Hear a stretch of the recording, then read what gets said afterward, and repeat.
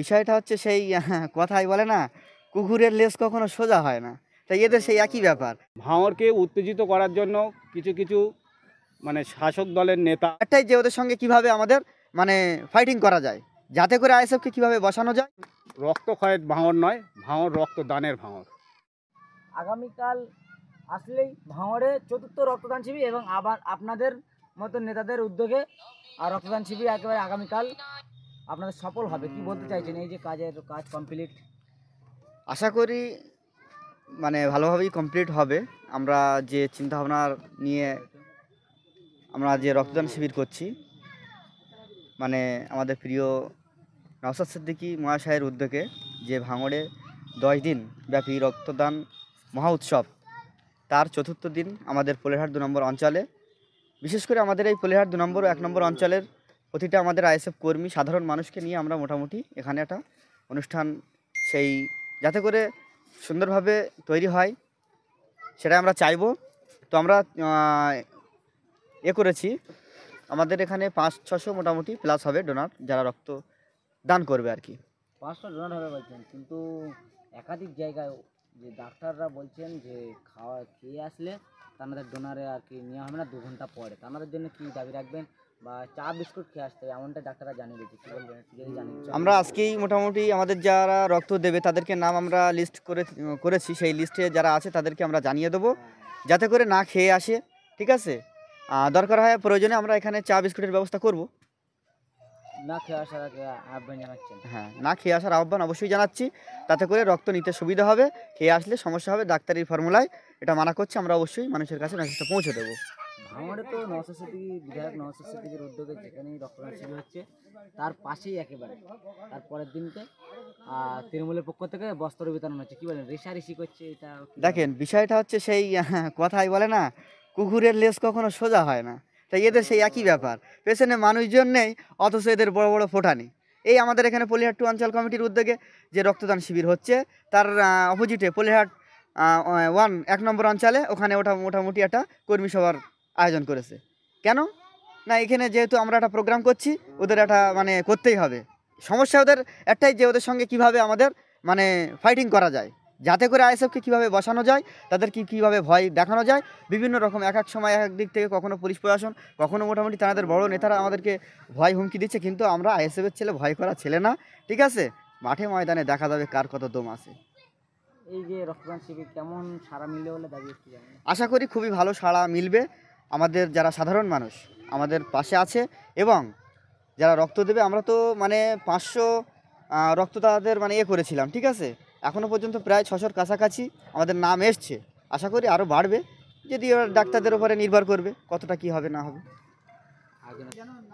আগামীকাল আসলে চতুর্থ রক্তদান শিবির সেই ভাঙড়ের বুকে হতে চলেছে বিধায়ক নওশাদ সিদ্দিকীর উদ্যোগে। একেবারে কোন এলাকা বা কোন পাড়াতে হচ্ছে এটা যদি জানিয়ে দিতেন। ভাঙড়ে আমাদের এই রক্তদান শিবিরটা হবে পোলেরহাট 2 নম্বর অঞ্চল 105 নম্বর বুথে।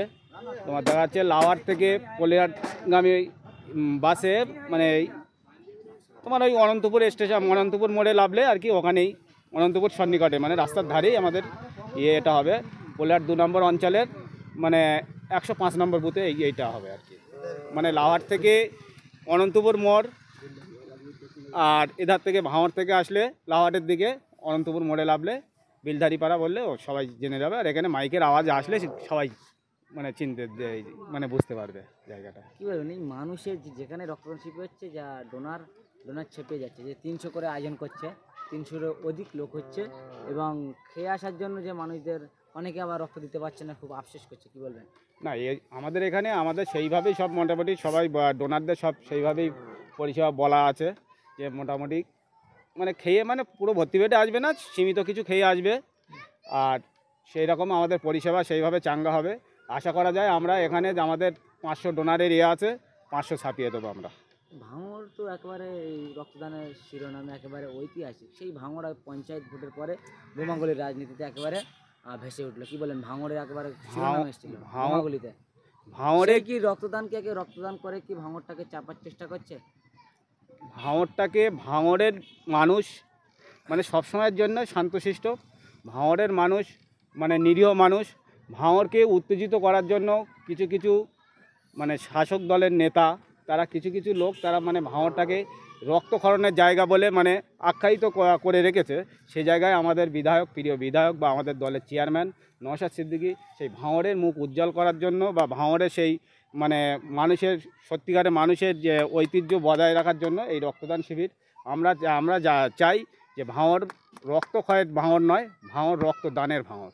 গতকাল ভাঙড় 1 নম্বর ব্লকে রক্তদান শিবির নিয়ে একেবারে প্যান্ডেল করতে বাধা বা শওকত মোল্লার গুন্ডা বাহিনী এসে মারধর করে গেছে, বোমাবাজি করেছে। কি বলবেন রক্তদান শিবিরে যেই রক্ত নিয়ে একেবারে হাহাকার বা রক্তর একেবারে এখন টান পড়েছে, সেই রক্তের জন্য বিধায়ক নওশাদ সিদ্দিকী রক্তদান করছে, সেই রক্তদান শিবির বাধা, কি বলবেন? এই দেখেন এক্ষুনি বর্তমান পরিস্থিতি সারা পশ্চিমবাংলায় দেখা যাচ্ছে যে শাসক দল এক্ষুনি সবসময় তো ভালো কাজের বিরোধিতা সবসময়ের জন্য করছে। তা সেক্ষেত্রে এটা তো নতুন কিছু বলার নেই।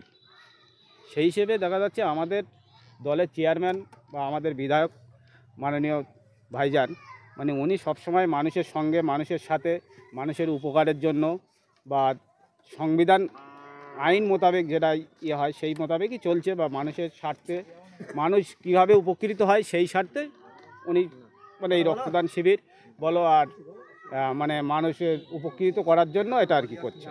আর এটা মানে আমরা খুবই গর্বিত বা আনন্দিত এইসব এই মানে অনুষ্ঠানগুলো করার জন্য বা খুবই উৎফুল্ল আমরা।